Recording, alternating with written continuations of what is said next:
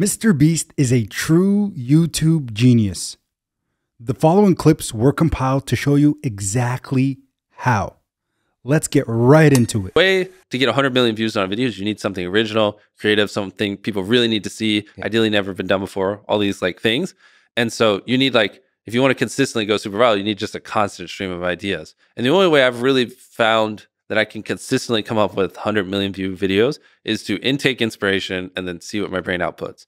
And so that's kind of at its core foundation what I'm doing there. It's just like intaking a lot of random inspiration to see what spawns in my mind so I can output it. Really, it's a title also that, you know, because the titles don't live in a vacuum, right? So it has to lead into the content. So ideally the title represents content that you would want to watch for 20 minutes. So if it's a 20-minute video and the title is I stepped on a bug, it's not gonna, because it's all of it combined. The click-through rate is gonna be much lower. And then if it was like a 5-second video, people might click it. So you gotta, like, even nuances of the length of the video based against the title will affect whether people want to click it, because sometimes they just don't add up.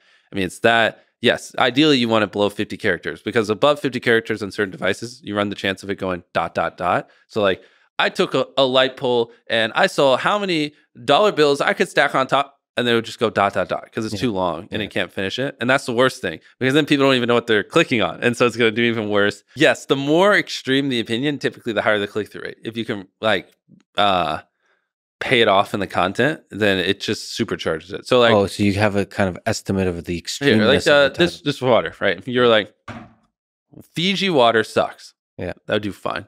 But if you said Fiji water is the worst water bottle, or the worst water I've ever drank in my life, way more extreme opinion would do way better. But you have to deliver. Yeah, but then you have to deliver, because the more extreme you are, the more extreme you have to be in the video. Yeah, that's almost inspiration for you to step up. Yeah, but you can be more extreme in a positive way. A lot of people, it's easier though. Negative clickbait is much easier than positive clickbait. It just is. It's so much easier to get negative clicks, and so a lot of people are just, in my opinion, you know, a little bit lazier, and they just take the route like, oh, well, this one gets the same amount of clicks, and it's easier, less effort. The positive one is doing a large number of numbers of something. Like I spent this number of hours doing this. Or whatever. If you just wanted to help people, or right, it's just harder to get 10 million views on a video helping people than it is to get 10 million views on a video tearing down a celebrity. You know what I mean? Or whatever negative video you want to insert there. And you know, it's interesting, like some videos will give away $1 million, some videos will give away $500,000. There's not really, I guess so. I'm retracting what I just said. I was more joking with that, but there's no difference whether I put 500K or $1 million. There's probably not even really a difference between 100K or $1 million. I haven't really looked into it. Like some of our most of the videos are not us giving away $1 million, and sometimes the $1 million videos just don't do as well as the other ones. So there is a certain point where a dollar amount is just a large dollar amount to an average human, and so I think that point is 100K. Like anything above 100K, the average human is just like, that's a lot of money. You know, like it doesn't 100K and $1 million like doesn't really move the needle, if that makes sense. Which that's a very nuanced piece of information that applies to very few people, but yeah, it's easier if you pull up a thumbnail and I could be like, that's why that's good, that's why that's bad. That's like an example would be like one of my friends. He just uploaded a video recently, and I called him. I was like, what is this? Because he's a very, very smart guy, and in the thumbnail he's he's getting chased by cops, but the cops were wearing yellow vests, so they didn't look like cops. So I was like, well, why are the cops in your thumbnail wearing yellow vests? It's like, that makes it so much more boring. Yeah. And he was like carrying a flag, but the pole and the color of the flag were the same color. So it's like, it's a lot harder to see the flag. I was like, also, you're wearing like a shirt with like 5 different colors. Like, so it's like, it's hard to tell what your outline is. And then in the background, there are cars. And I was like, well, if you have cops chasing you, why not make the cars cop cars? And, you know, and it's like, because in my head, I'm like, dang, if you just did those like 4 or 5 things, the video probably would have got like 7x the views. How much iteration? Because I also got a chance to see the number of iterations you do on just a random thumbnails. It's a problem now. It's an addiction. Is it? So you kind of, because a lot of the versions were really good. Yeah. How do you know when to like? I love how when we pulled up that the burger one and we were flipping through them, you're like, that's really good. I was like, oh, that's version like 1 of like 1,000.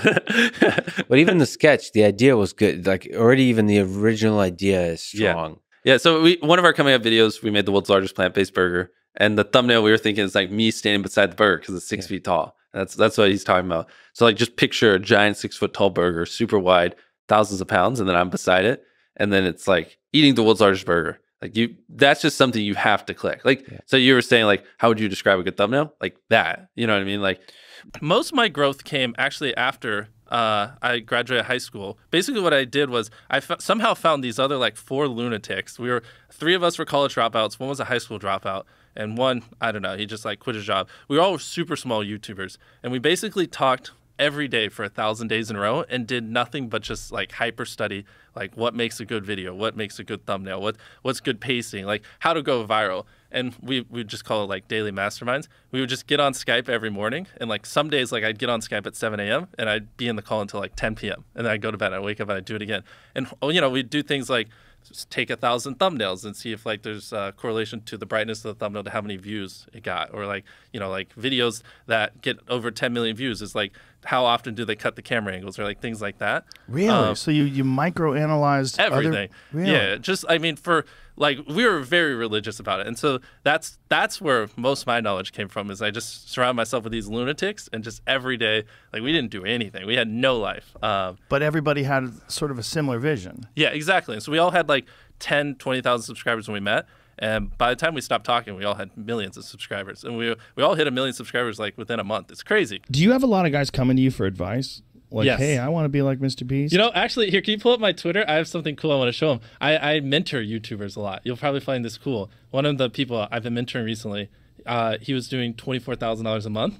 And then he recently had a $400,000 month on YouTube. Yeah. Wow. Yeah. So I tweeted out the before and after of his revenue. And so, yeah, just click on that left image. So this was before I started mentoring him. He was doing 4.6 million views a month, 24 grand. And then probably like 7-8 months into it, we got him up to 45 million views, and he had a $400,000 a month. Wow. Yeah. And what kind of advice are you giving someone like that makes such an exponential change in the amount of interactions you get? The biggest thing is it's much easier, as weird as this sounds, it's much easier to get 5 million views on one video than 100,000 views on 50 videos. Does that make sense a little bit?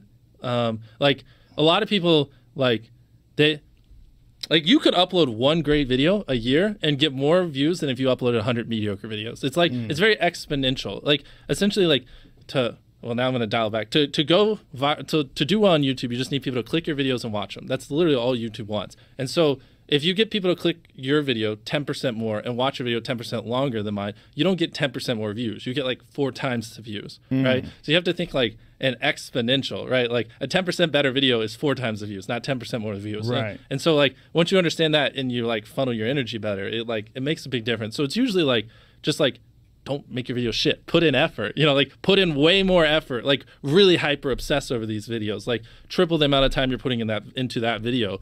Because you're not going to get triple the views, you're going to get 10x the views. And like, because like YouTube's trying to serve people the best content possible, right? They don't want to serve you 100 lame videos, they just want to serve you one good one. So it makes sense logically. Like your homepage is the curated the best videos possible, you know. And so it's really just like making these videos really, really good, helping them build out a little bit of team, like an editor, because like, you know, if you're doing 5 jobs, then you can only put 20% of your time to each. Well, if you hire an editor, he can put 100% of his time into that. So even if he's like 20% worse than you, he's still going to do a way better job just because that's where all his time's going, and he's able to obsess over it. You know, like you can't spend 10 hours a day editing, but he can. You know. Have you always had this logical, analytical approach to things like this? Yeah, I love this stuff. Yeah, this is what I live for. So it's like kind of going through and doing that for everything. And usually, like in his case, he's uploading less, and even though he's making over 10 times more. It's with less videos, ironically. So, and the videos are just better, and the fans are happier. Everything about it's just better. So you mentored this guy. Did you know him previously? I did. I knew him a little bit. He's always had great thumbnails, but he wasn't the best at making good videos.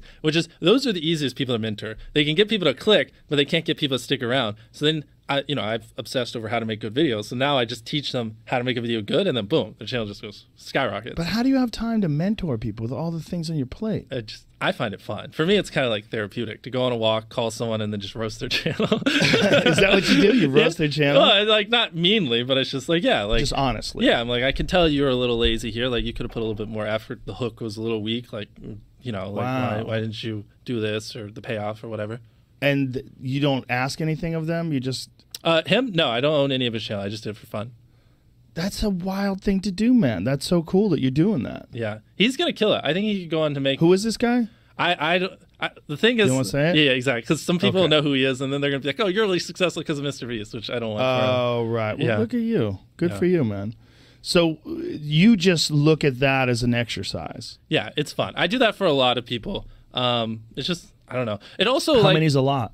probably like 6 or 7. It's always rotating. It's also like I'm like me playing evil mad scientist. Like I tell them things and then I kind of see how the theories work on their channel and like confirm what I know. And it's like, oh, yeah, it is true. His stats went up 10%, his views 5x, or like things like that. So I also get a weird enjoyment of like being able to, because it's nice because I don't have to do it. Like I could say, oh, do this, this, and this, and then just hang up. I don't have to go film the fucking video, and then I just talk to them next week, and I can just look at the numbers and be like, okay, this worked, and kind of like see it, which I really enjoy getting to do that. Well, that's just so selfless of you, because. Well, I mean, I'm getting data and I'm learning, and it's helping me better understand what works. But yeah, I guess theoretically, I could bully these people into giving me half their channel if I wanted to. No, I'm not saying that. I mean, I would never expect that you would do that. But the fact that you're willing to spend the time and give them what you've learned, that's really cool. I've done podcasts where I've literally laid out exactly how to go viral, every little thing I know, and they're just sitting out there. And it's funny because people will listen to them and then like just explode on YouTube and make tons of money.